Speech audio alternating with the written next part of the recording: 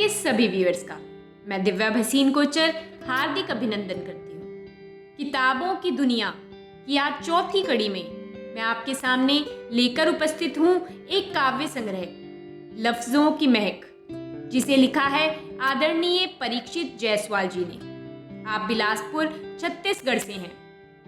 जीवन की उलझनों एवं ख्वाबों को अपनी कलम के द्वारा एक खूबसूरत कविता का रूप देने में सक्षम परीक्षित जायसवाल बीटेक की पढ़ाई छोड़ अपने दिल की आवाज़ सुन वर्तमान में अंग्रेजी साहित्य का अध्ययन कर रहे हैं। इस काव्य संग्रह की भूमिका पृष्ठ को लिखा है आदरणीय मौमिता बागची जी ने। आप लिखती हैं कि जब जब कवि कविता लिखने बैठता है तो उसकी मन की भावनाएं बहुत हद तक उसे लफ्ज़ों में पिरोकर कागज़ में उतारने को मजबूर कर देती हैं।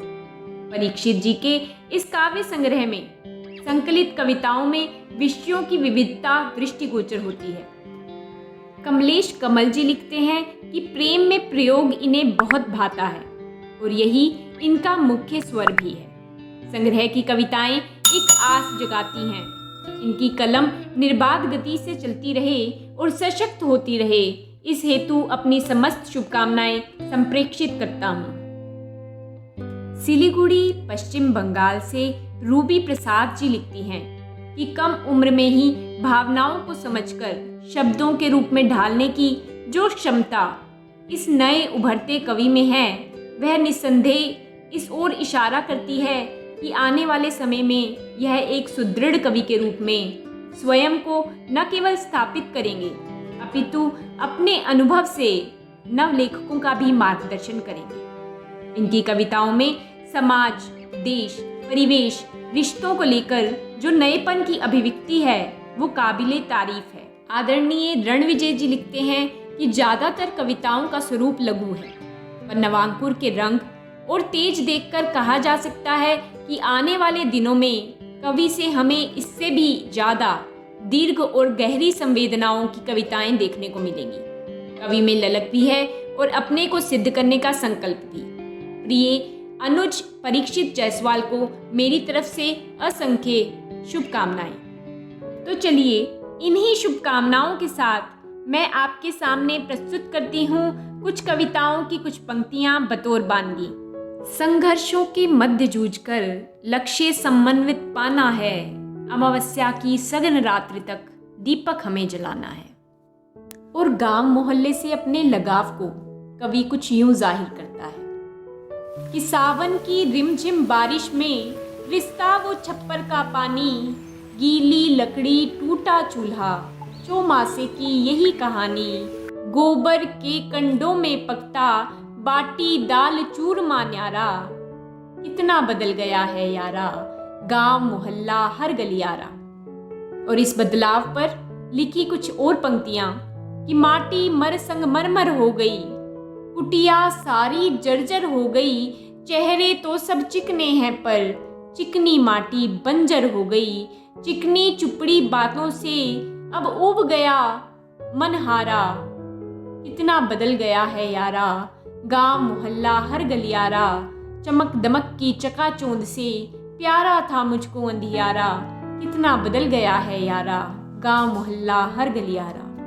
अत्याचार के खिलाफ आवाज बुलंद करती ये पंक्तियां सुनिएगा कि कुदरत ने कंठ दिए मुझको अपने ही सुर में गाने को, तुम मेरे गीत बदल कर क्यों अपनी आवाज बनाते हो। और चंचल मन पर कही ये खूबसूरत पंक्तियां सुनिएगा कि मन टूटे कपाट सा, कभी खुले कभी बंद, मन प्रलोभन दे सदा, कभी अति कभी चंद, मन हितैषी मन बावरा, कभी स्पष्ट कभी द्वंद, मन बैरी मन मीत सा, कभी रोष कभी आनंद, मन अबोध बाल कोई, कभी हठी कभी स्वच्छंद। इस काव्य संग्रह में प्यार का स्वर मुखर है। दो पंक्तियां सुनिएगा कि बारिश की पहली फुहार सी हो तुम, मेरी जिंदगी में आई बहार सी हो तुम। गणित के प्रति कवि का अथाह प्रेम हमें जयामती और इश्क में साफ साफ नजर आता है। सुनिएगा कि मेरी जयामती को तुम ही तो अच्छा कर गए, मेरे महबूब तुम काम कुछ पक्का कर गए। सरल रेखा का पहला पाठ पढ़ाया जब तुमने अपनी मोहब्बत का राज फरमाया। हाँ कह गए, हाँ कह गए, क्योंकि हम अभी बच्चे थे। पहले ही कहा था तुमसे कि जयामती में कुछ कच्चे थे। दूजी बार हमने सीखा गोला बनाना। तुमने उदाहरण दिया कि कैसे है बातों को घुमाना। जीवा सी उम्मीदें थी और त्रिज्या सी बातें, व्यास भर की दूरी और वो काली बेरंग रातें। इस काव्य संग्रह में रिश्तों की बातें भी हैं और बचपन की यादें भी। कवि कलम की ताकत को भी बखूबी जानता है और निश्चल प्रेम व दोस्ती जैसे शब्दों को भी बखूबी अपने शब्दों में पिरोता है। और अपने लेखनी के सफर की बात करते हुए कवि कहता है कि मंजिल न सही सफर तो मिला है, जिंदगी जीने का बहाना मिला है। इस खूबसूरत सफर के आगाज पर आदरणीय परीक्षित जायसवाल को अपने पहले काव्य संग्रह लफ्जों की महक की दिव्य कलम की पूरी टीम की तरफ से बहुत बहुत बधाई एवं शुभकामनाएं।